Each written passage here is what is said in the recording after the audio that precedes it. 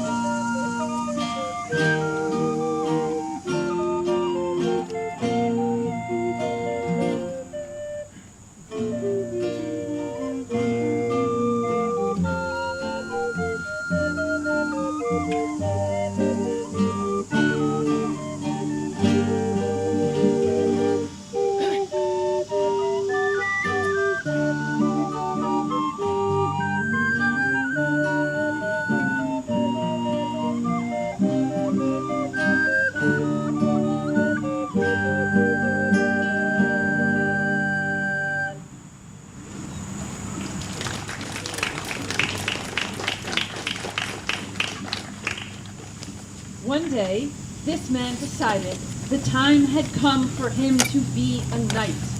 The world needs brave men like me, he said. So, he called himself Don Quixote and announced, "I will defend the helpless and destroy the wicked." He found his grandfather's old suit of armor in the attic. He found a sword and a shield. Next, he needed a horse. So he went to the barn and saddled up his old horse, Rocinante. Then he was ready, and Don Quixote set out to ride the roads of Spain in order to do justice and find glory.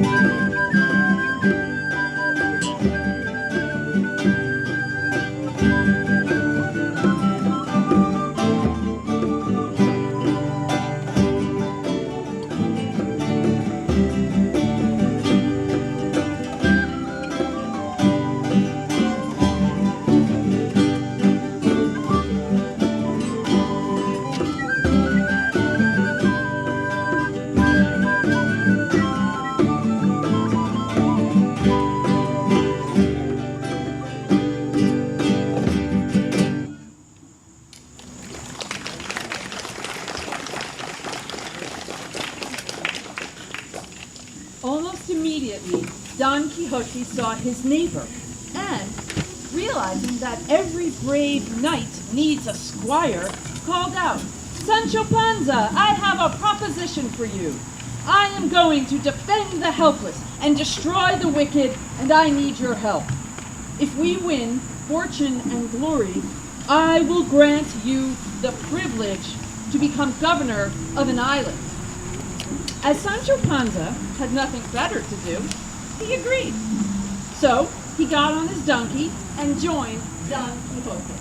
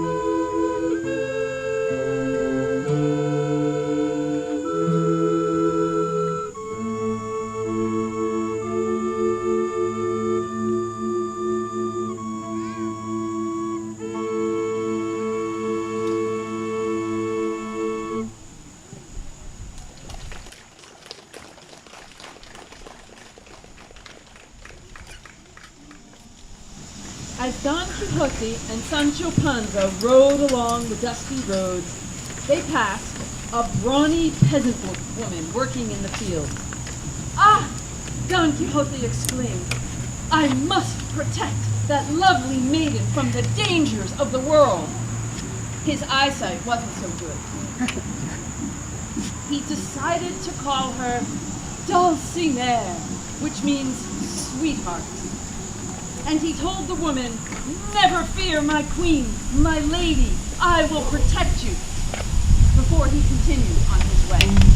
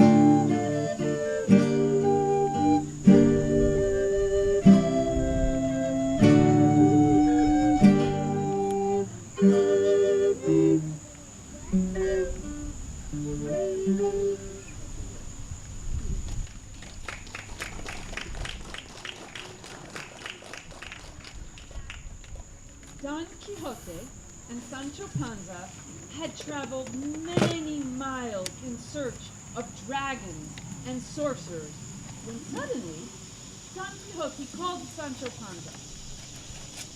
"Can you see what lies yonder? There are monstrous giants. I will attack and kill them." And gather their fortune for Dulcinea to give to the poor. Sancho Panza said, Master, those aren't giants. Those are windmills. But Don Quixote would not listen. He replied, Oh, Sancho, you're afraid. That's why you don't see them. You need courage like me. And with that, Don Quixote charged ahead, smack into one of the windmills. He fell off his horse and had cuts and bruises all over. Sancho Panza helped Don Quixote up and dressed his wounds. Still, Don Quixote believed the windmills had been giants. It was, he decided, a wizard who had turned these giants into windmills.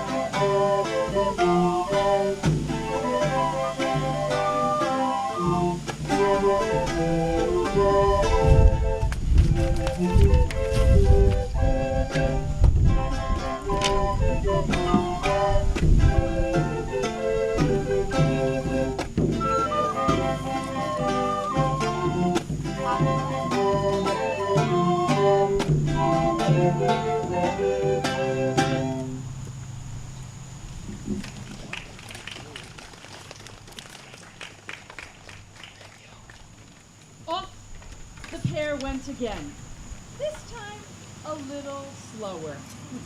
Don Quixote was determined to continue the quest and prove himself to be a courageous knight. Soon, he looked out on a field and said, Look, Sancho, the forces of evil have emerged once again. This time it's an entire army. I will vanquish these demons. Don Quixote charged into the field with his sword.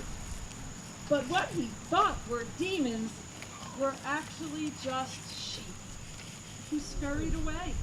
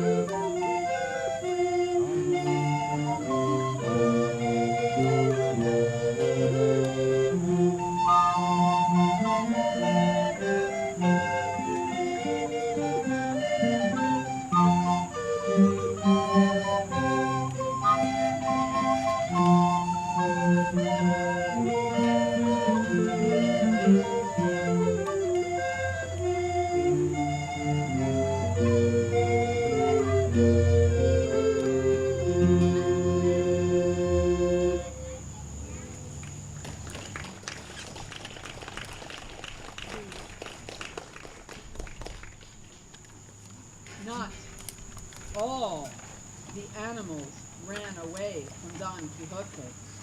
Among them, a sheep who was a ram defended his flock by slamming his big horns into the night. Don Quixote was knocked to the ground unconscious. Ay, ay, ay. Ay, ay, ay.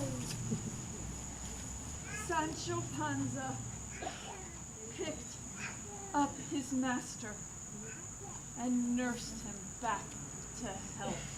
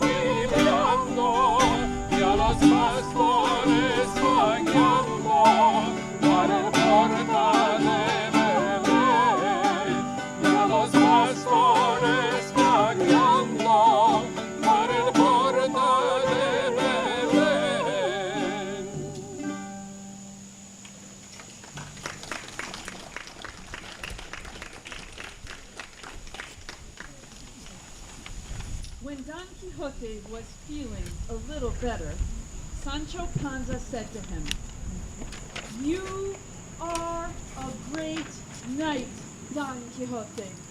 You have vanquished the army of demons. Now let's go home." Don Quixote was pretty sore, so he agreed very reluctantly to return home. As Don Quixote and Sancho Panza neared their homes, their neighbors gathered in the streets to laugh. "See, the brave knight returns," they shouted and scoffed. Don Quixote thought they were cheering him, so he waved happily at everyone and threw his handkerchief to Dulcinea.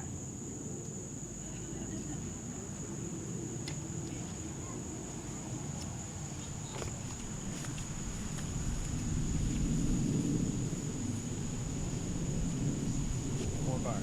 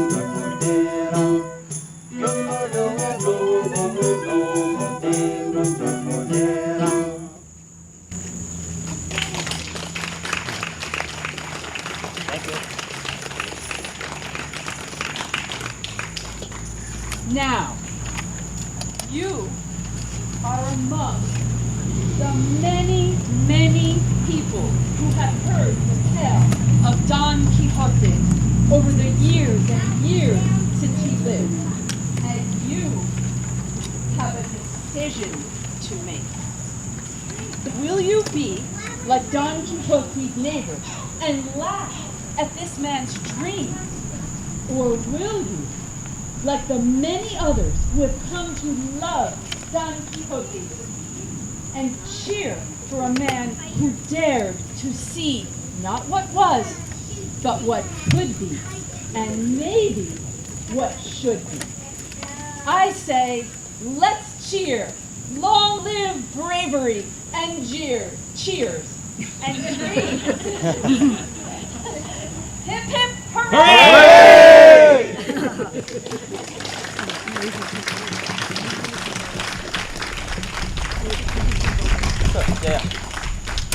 So this last one some of you may know, so please feel free to sing along if you'd like.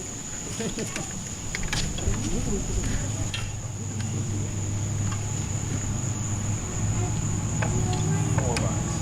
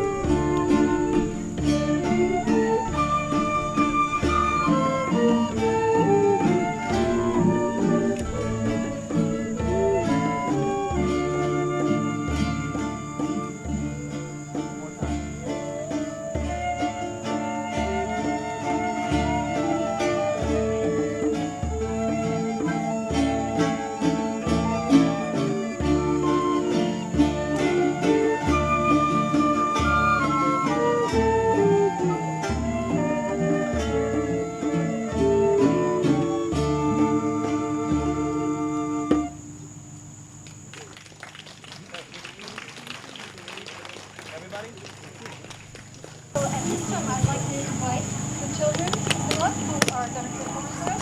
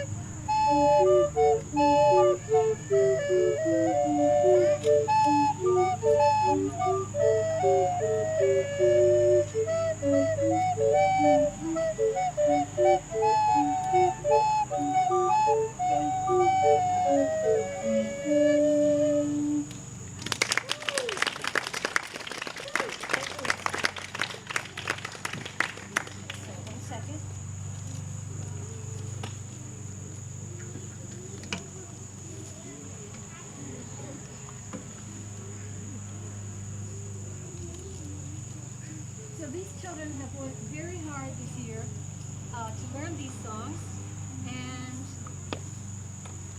so they will receive some awards. And this one is for Jacob.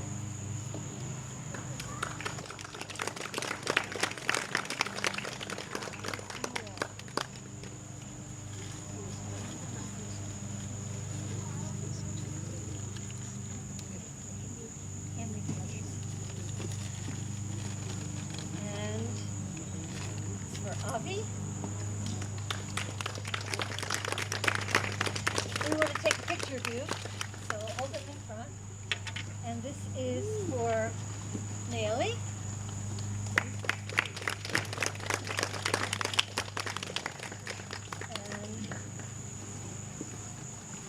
And for David.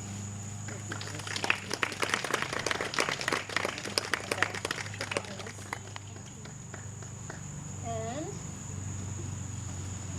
Kamaya. And Lindsay was from last year, and she was just helping out this year, so she already got her one last year. So hopefully you are taking some good pictures that you can send to me. Thank you. All right, thank you very much, guys. You did a great job.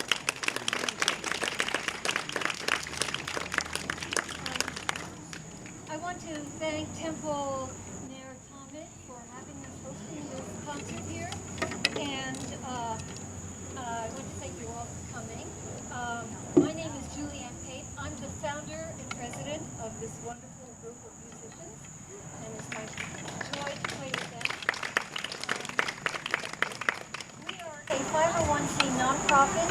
We're all volunteers. We have no professionals in our that play in this group, so we do this just because we love it, and we depend on donations to be able to make, to be able to do these kind of programs and be able to do the children's program. So if we have a basket on the table there, and if you're inspired to give us a donation, we would certainly appreciate it. The other thing I want to mention is that we have this was a sampling of Spanish music that we are going to perform at Van Vleck House and Gardens on October the 2nd. And the title of that program is Españoleta. And it's a cocktail party, Spanish hors d'oeuvres, and music, and it'll be very nice. I have postcards on the table, so if you would like to grab one on your way out, we would love to have you attend that as well. And I want to thank our director, Dr. Jason Preset. Here he is.